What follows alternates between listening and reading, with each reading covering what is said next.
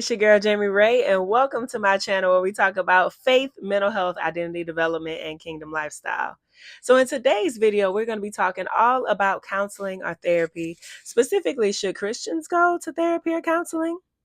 So as a person that grew up in the church, I feel like there's many different things that can kind of contribute to this internal debate that maybe some people have had on whether or not they should seek professional therapy or counseling. Some of these things could be blatant things that maybe they've heard, or some of these things could be their own internal thoughts and processing that they have kind of been ruminating on for a period of time. So one could be led to believe at times that maybe you're just not praying hard enough. Maybe you don't have faith to believe that you're going to be able to get through whatever the trial and tribulation that you're going through. The Bible does say that when you go through trials and tribulations, that the testing of your faith produces perseverance, and perseverance makes you mature and complete, not lacking anything. So maybe you just need to pull yourself up by your bootstraps and keep on kicking and not even worry about going to therapy, because at the end of the day, all we need to talk to is God, right? And if God can't help you, then who can? And so I think some of those are those thoughts that are going through people's mind a lot of the time. But honestly, to me, I do believe that God is first and foremost the person that you need to go to, that you need to talk to whenever you're going through things. However, I believe as a mental health professional that God can use mental health professionals as a vessel to be able to provide you with the much needed support and things that you need. So an example of this that I think of all the time that many of you maybe have heard is that when you compare a physical illness to a mental illness, it's easy to see somebody that's in a crisis mode, that's dealing with the flu, that's on the ground, that's having a medical emergency, and then realizing that they may need additional assistance. We don't tell that person that they don't have faith enough to believe they can stop having a heart attack. But I think that in the same way that we will want to give that person assistance whenever they're in that form of crisis, there are people that are walking through different mental health crises as well that need that additional type of support of trained professionals that can also provide them with assistance in the same way that we would call EMS. And so I believe that even if you're not at the point where you're walking through a crisis, we all have different systems in place in our life. Some of the systems that we can have, let's just say you can be a person that's a stickler for a routine where everything has a place, or you could be a person that's a fly by the seat of your pants type of person.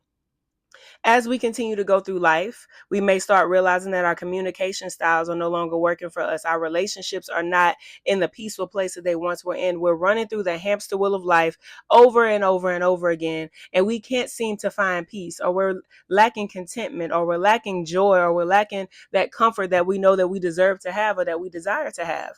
And sometimes it takes for us to have a person in our life that's a professional, or that is somebody outside of that that specializes in being able to look at systems, to take a bird's eye view at what our life is looking like, and to provide us with a concrete game plan in order for us to have the steps that we need to move forward.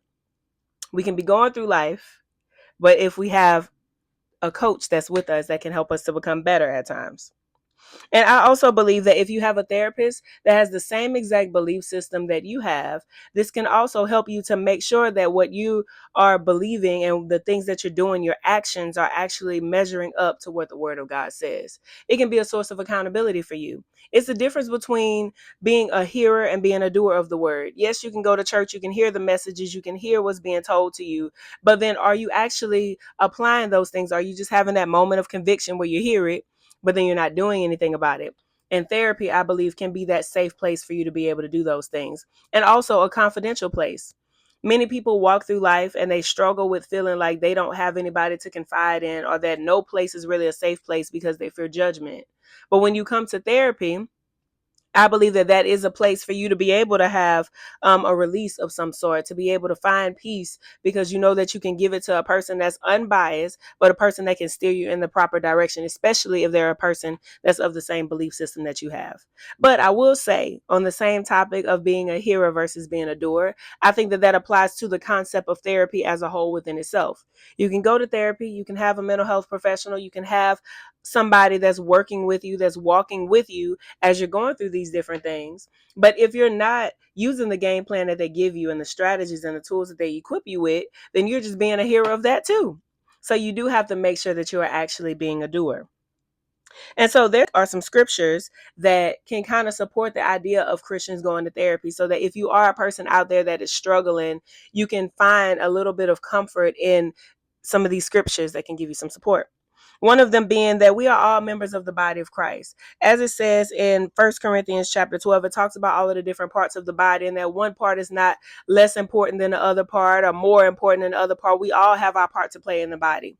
And when it comes to mental health professionals, maybe our part in the body is just to help you out with the brain cells, right? We might not be the toe, we might not be the ear or the eye, but maybe we are part of the brain. We can help you get that in order and together.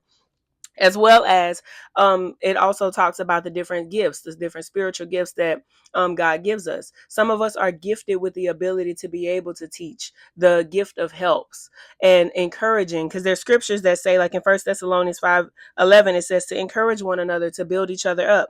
In Hebrews 10 verses 24 and 25, it says to consider how to stir one another up in love, in good works, not neglecting to meet with one another as it is habit for some, but to encourage one another.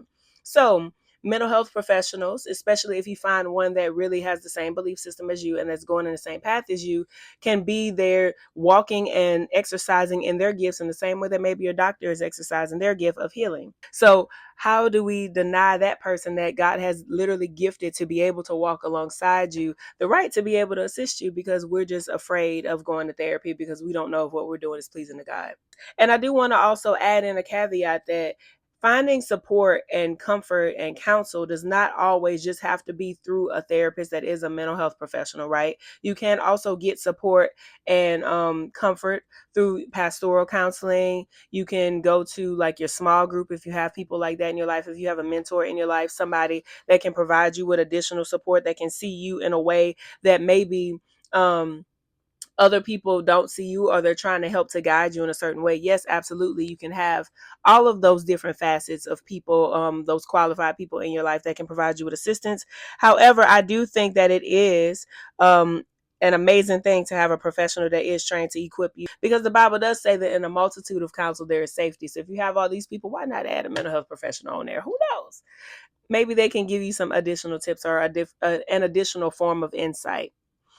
Um, and so to sum everything up, yes, I believe that we should go to therapy, because it can be a source of encouragement in our faith, and that's something that can hinder us. There are many sources out there for therapy. You can also look online. You can go in person. I encourage everybody to check your insurance, to do some Googling, to see if there's different community resources in your area. Maybe there's a Christian counseling center that's somewhere in your area. Check with all of these different places to see if they have different resources available that can provide you with some therapy, even if it's at a discounted rate or if it's covered by your insurance.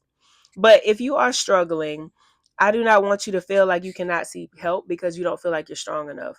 I want you to know that you are strong and that God made you and equipped you to be strong, to be able to endure the trials and tribulations that you're going through in life. But that sometimes we need to have people that come alongside us to be able to hold our arms up whenever we feel like we're getting weak. So allow God to use that mental health professional as a vessel to be able to provide you with the assistance that you need, in addition to all the other things that you have. So I hope that this video today has been helpful to you. I hope that maybe you found some encouragement within it. If there is anything else that you would like to add, feel free to drop a comment down below as well. And I look forward to talking to you guys. And I hope that you have a great day. Until next time, bye.